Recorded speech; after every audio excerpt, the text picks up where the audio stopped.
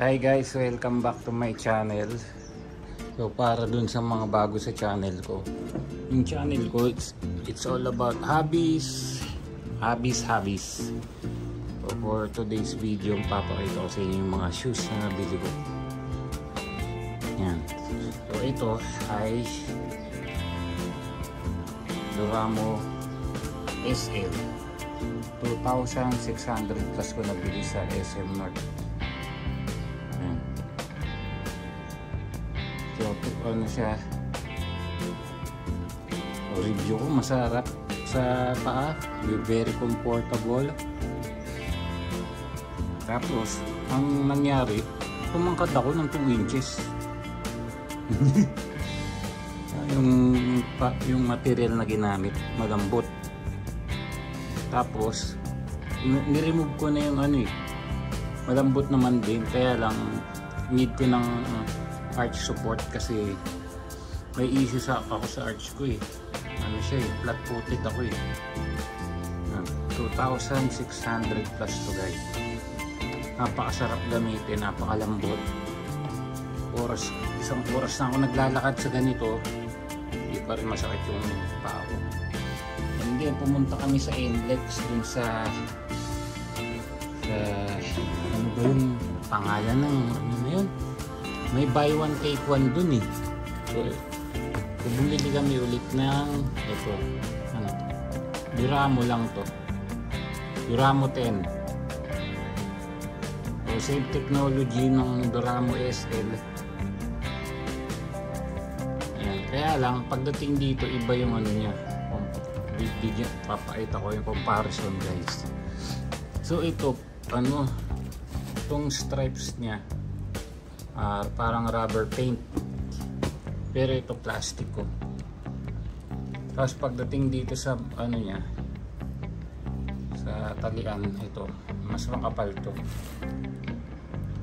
And then meron siyang design pang ganyan, pero yung fabric naman na dito parang mas nylon yata to.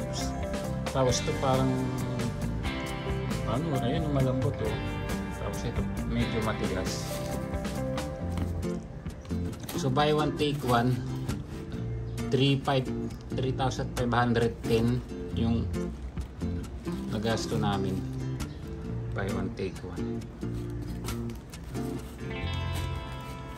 Yung tang iba rin So compare dito. Duramo SL and Duramo 10. Yan. Okay, may isa pa akong binili. Premium outlet guys sa NLEX. Ayun, naalala ko ng premium outlet.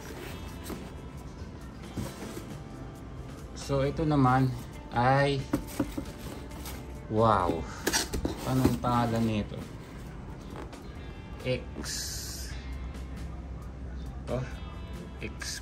Ewan ko anong pangalan. Crucified. Wala pangalan yung Crucified. Ewan ko. So ito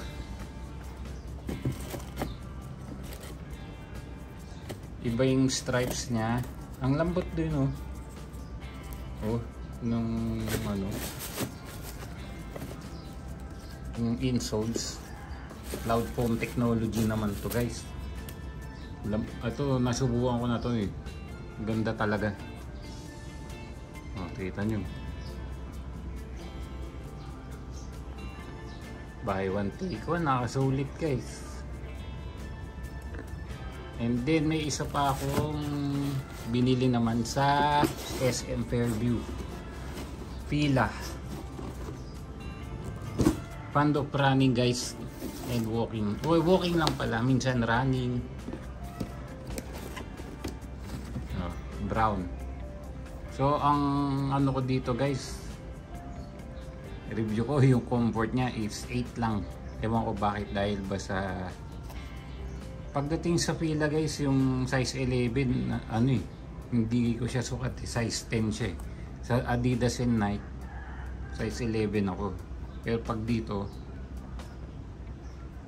size 10. O, pila siya. Dati siyang magkano? Dating 2,699. O, nabili ko ng 1,799 yata. 1,799. So yung kanyang insole malambot yun.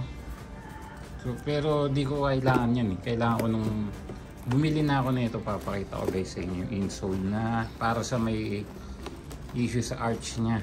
Mga bili kayo nito guys kung may issue kayo sa arch support nyo, sa arch nyo. Ito, so ito matigas tong area na to eh. Yan, para iangat nyo yung, para hindi na-stress yung dito nyo, yung arch ng paa nyo. Yan, ito malambot. So ayan, nilagay ko dyan para ano.